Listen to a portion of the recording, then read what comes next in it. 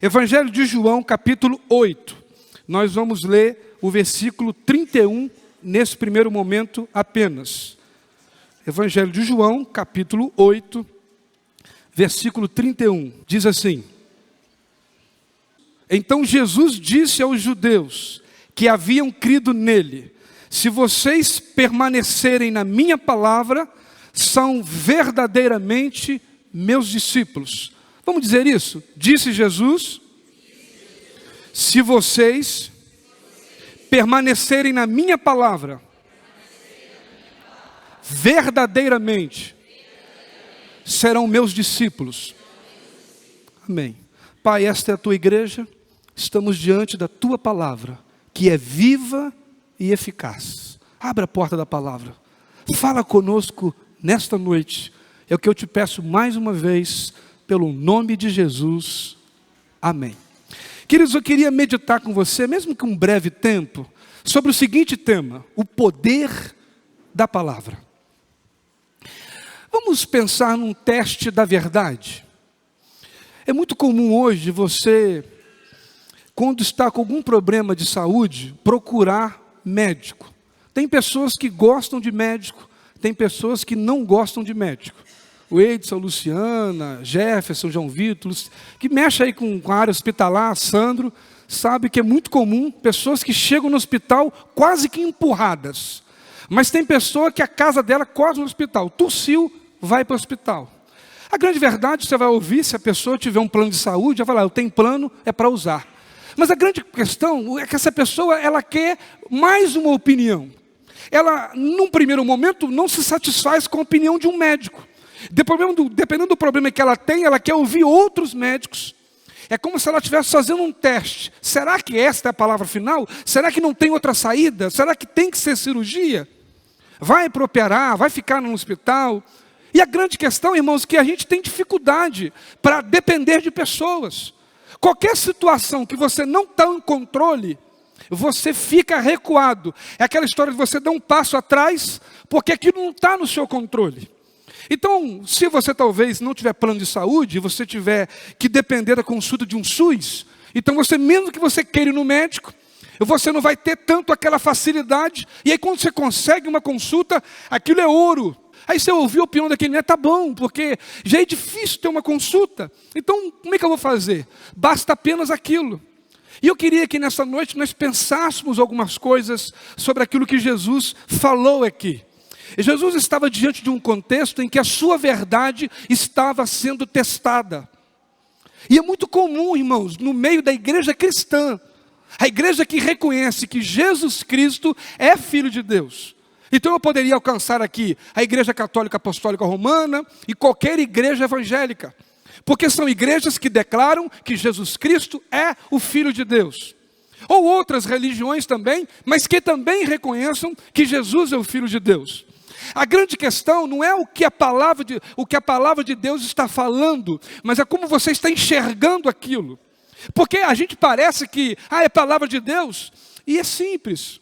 E o que a gente tem visto é que muitas pessoas pegam uma palavra de Deus e tiram ela do contexto, e muda toda a tônica que o próprio Deus tinha quando Ele ministrou a sua palavra. Ou você esqueceu daquilo que o apóstolo Paulo diz à igreja em Gálatas? Sabe o que está escrito em Gálatas, capítulo 6, versículo 7? O apóstolo Paulo, cheio do Espírito Santo, vira para a igreja de Gálatas e diz assim, ninguém zombará de Deus, porque Deus não deixa o seu nome escarnecer.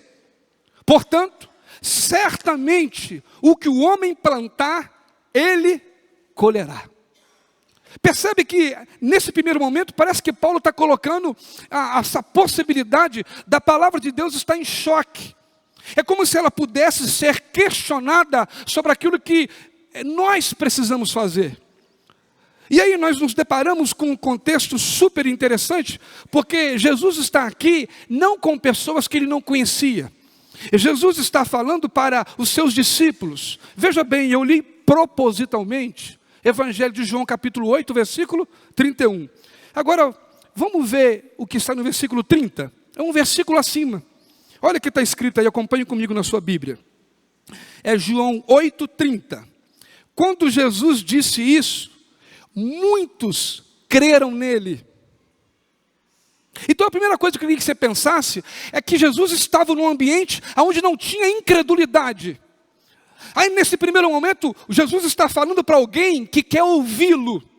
E Jesus não está sendo levado de forma obrigada, ou você aceita Jesus, você recebe a palavra. Não, Jesus estava num ambiente em que ele queria estar presente. E Jesus estava num ambiente ou diante de pessoas que queriam ouvir. O que Jesus tem a falar conosco?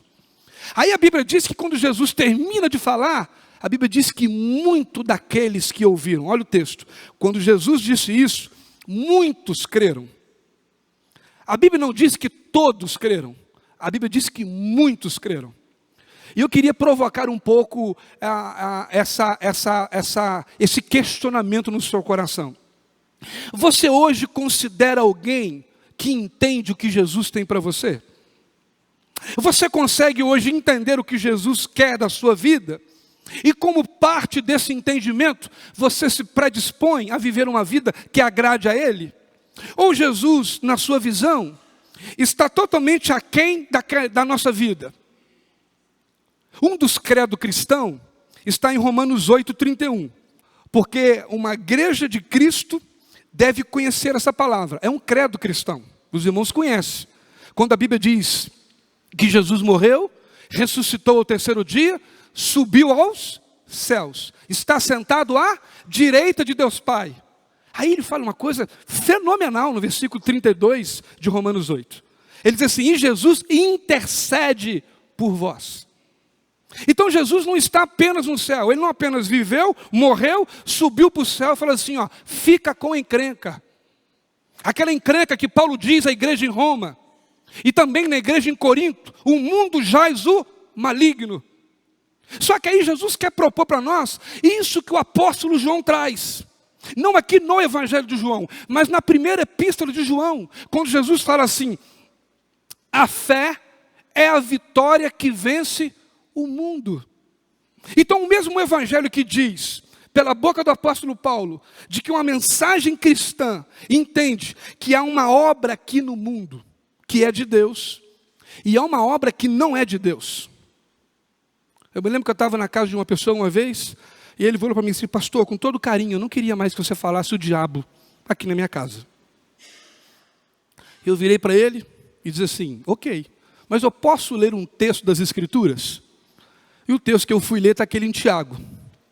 Sujeitai, pois-vos a Deus, resisti ao diabo, e ele fugirá de vós. Aí fui para o Evangelho, quando a Bíblia diz: eis que Satanás está ao derredor, bramando como leão, procurando a quem possa tragar. Aí Jesus vira para os discípulos, que muitos deles creram nele, e diz assim: olha, não há como agradar a dois senhores, ou há de servir a um ou ao outro, ou servirão a Deus ou ao diabo. Então, quando nós olhamos para a palavra de Deus, nós temos que enxergar a completude dela. Deus não brinca com a nossa vida. Isso é tão forte que Ele veio na terra e morreu a morte que eu e você não poderíamos suportar.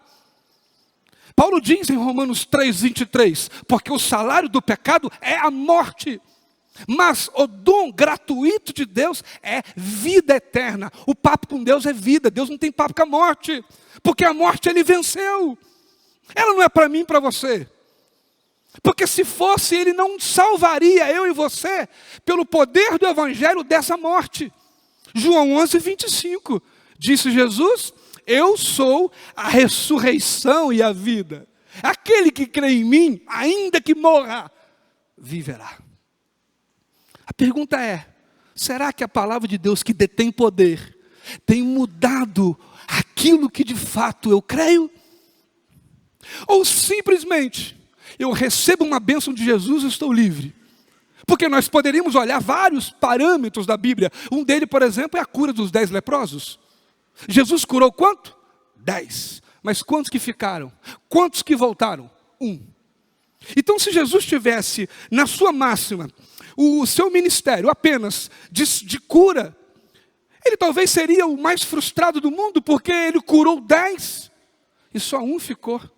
Ou seja, ele teria uma produtividade de 10%. Então eu queria chamar a sua atenção, não apenas para que você creia em Jesus, mas cuidado com o motivo pelo qual você está crendo. Porque esses mesmos discípulos que creram, lá na frente eles negaram. E nós olhamos aqui que o texto base sobre o poder da palavra, de João 8:31, que disse, e eu quero repetir com os meus amados irmãos. Nós vamos ler agora o versículo 31 e 32. Eu acho que até botei aqui, não vamos botar aqui direto, o texto está aberto. Então disse Jesus aos judeus que haviam crido nele, se vocês permanecerem na minha palavra, verdadeiramente serão meus discípulos, conhecerão a verdade e a verdade vos libertará. Agora olha comigo, ele diz assim, eu preciso conhecer, porque como obedecer aquilo que eu não conheço? Então a primeira coisa que Deus acaba com na vida da igreja é com o analfabetismo. Crente que é crente, cristão que é cristão, precisa conhecer a palavra do seu Deus. Irmãos, nós temos carências psicológicas, físicas, emocionais, mas temos carências espirituais. Assim como fisicamente eu sou parte do que eu como, espiritualmente é a mesma coisa.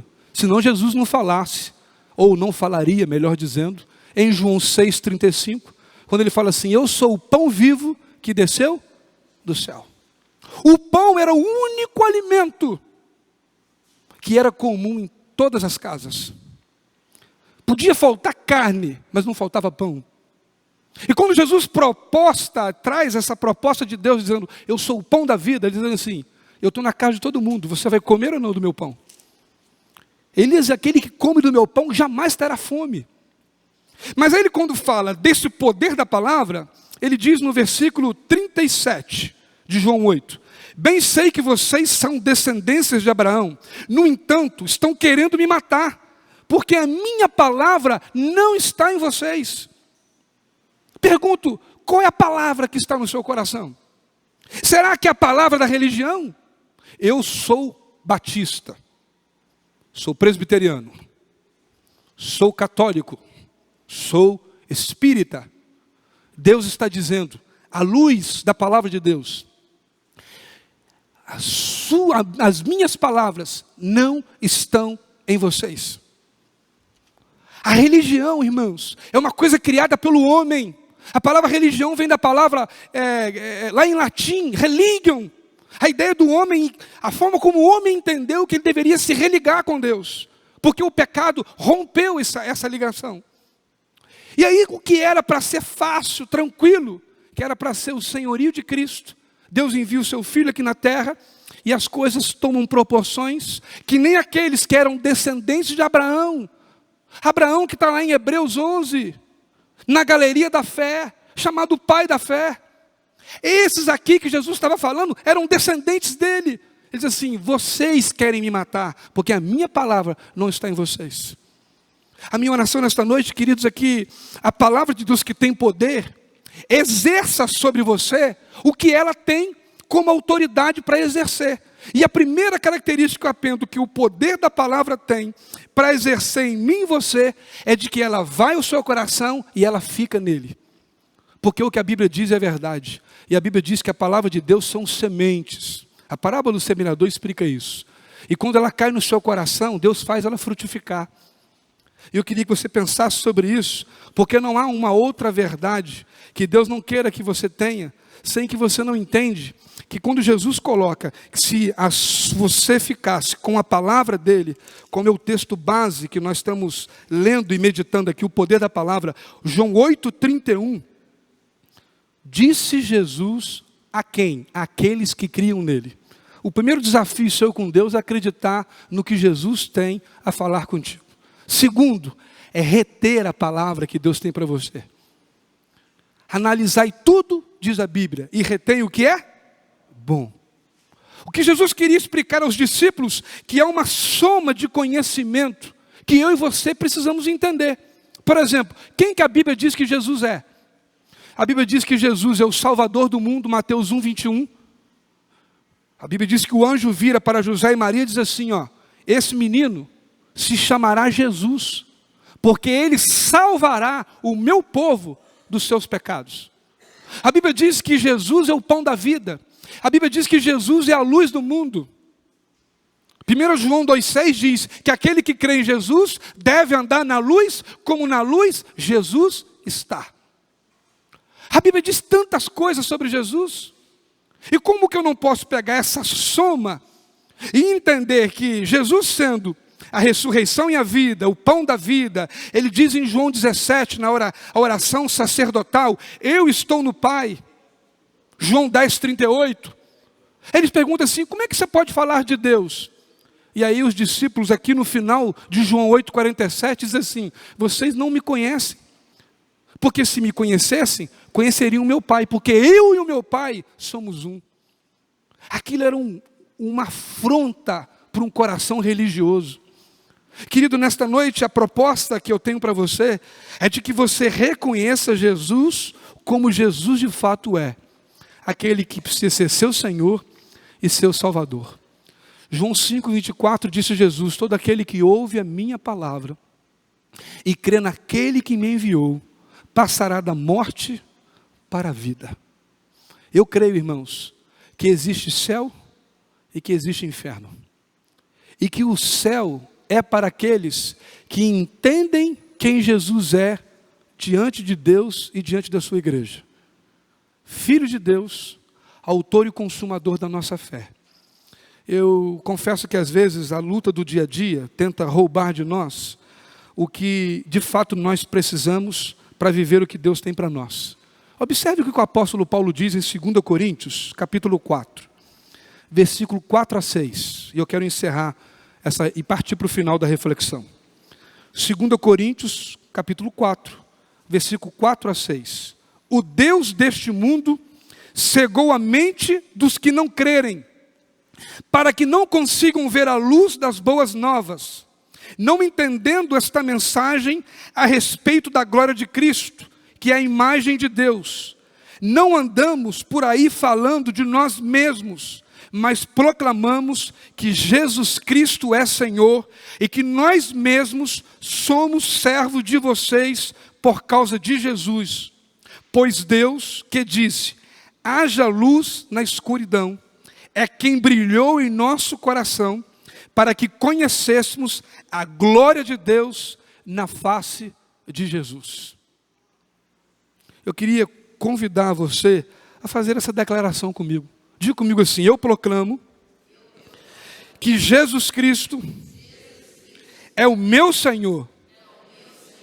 Irmãos, a grande vontade de Deus, ou a máxima da vontade de Deus, é de que eu e você entendamos que o mundo, há uma cegueira sobre o mundo, para que a luz de Jesus não brilhe e a escuridão permaneça. Mas pela fé em Jesus Cristo, a Bíblia diz que maldições são quebradas. A obra do mal é quebrada e o bem prevalece, porque ninguém é poderoso como o nosso Deus. Eu queria concluir essa mensagem desafiando você a entender o seguinte. O poder da palavra de Deus que nós lemos aí, disse Jesus, se pois permanecerdes na minha palavra, verdadeiramente serão meus discípulos. Eu queria fazer 3 afirmações e eu encerro. Se você é um cristão, um crente em Jesus, você deve reconhecer que o Senhor é aquele que te fortalece. Querido, a fé é aquilo que nos impulsiona a viver o nível de vida que Deus espera de você. Porque fé não se ganha pela razão. Fé se ganha por revelação. Deus nos dá a fé. Romanos 12:3 diz, Deus repartiu a cada um de nós uma medida de fé. 1 Coríntios 12:7 diz que a fé é um dom de Deus. A palavra dom ali é presente. Deus nos presenteia com a fé. Ninguém pode criar fé da mente dele. Se a fé dele é bíblica, ela deve reconhecer que Jesus é Senhor, é Salvador, porque nós estávamos perdidos em nossos pecados. E se você tem curiosidade, leia atentamente 2 capítulos da Bíblia, Efésios 1 e Efésios 2. Você vai conseguir apagar qualquer ideia de religião que está fora do contexto da revelação bíblica, daquilo que Deus espera de você. Então, se você é um cristão, um crente em Jesus, você deve entender que a palavra de Deus é aquilo que alegra o seu coração e é aquilo que te fortalece. Lembra o que Paulo diz em Filipenses 4 e 5? Alegrai-vos, outra vez vos digo, alegrai-vos, porque perto está o Senhor. Paulo chega a dizer no livro de Romanos que o Senhor, todo aquele que invocar o nome do Senhor será salvo. E a Bíblia diz isso, Jeremias 29:13. Buscar-me-eis e me achareis quando me buscardes de todo o vosso coração. Ah, pastor, mas isso aí é um texto do Antigo Testamento, isso é Jeremias. Então vamos para o Novo Testamento. Mateus capítulo 7, versículo 7. Aquele que busca, encontra. O que pede, recebe. E o que bate, a porta se abre. E olha que o texto continua dizendo: vós que sois maus, sabei dar coisas boas aos vossos filhos, quanto mais o vosso Pai Celestial vos dará boas coisas, se vos lhe pedirem. Olhe para a palavra de Deus como a palavra de Deus é, infalível, inerrante, e com toda a autoridade para te salvar do poder do pecado, para te libertar da opressão do mal, e de curar de todas as enfermidades, porque o que a Bíblia diz é verdade, tudo é por Ele, para Ele e por meio dEle. Não há como você viver sem você não enxergar Jesus. Eu queria trazer essa segunda afirmação. Se você é crente, crê que Jesus alegra e te fortalece.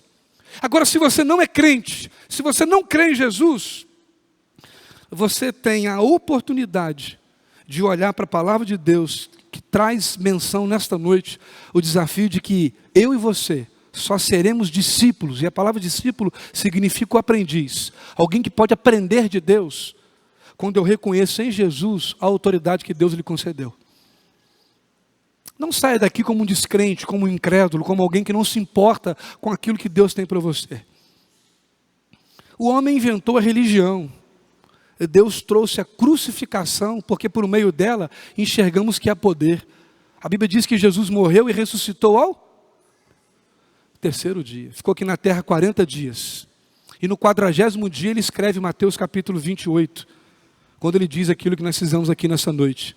Toda autoridade me foi dada no céu e na terra, ide, portanto, pregai o evangelho a toda criatura, batizando-o em nome do Pai, do Filho e do Espírito Santo. Aí continua, e ensinando-as a guardar todas as coisas que eu vos tenho dito, porque eu estarei convosco todos os dias da sua vida, até a consumação do século. Que o Senhor seja engrandecido na sua casa, que a sua boca e o seu coração seja usado para aquilo que Deus quer. E eu encerro dizendo, se você quiser viver todo o poder que o Evangelho tem, submeta a sua vida em Romanos 10, 9 e 10. Está escrito em Romanos capítulo 10, versículo 9 e 10. Se com a tua boca confessares Jesus Cristo como Senhor, e com o teu coração creres que Ele morreu e ressuscitou dos mortos, tu serás salvo.